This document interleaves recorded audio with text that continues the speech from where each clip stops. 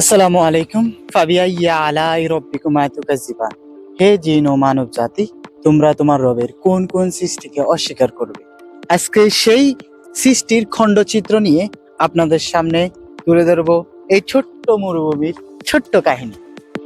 চলো, কিছুদিন আগেও যে স্থানটি মরুভূমির উত্তপ্ত বালিতে আবৃত ছিল, সেই একই স্থানে আজ ফুলে ফলে সমৃদ্ধ। এটি কি আল্লাহর অশেষ রহমত নয়?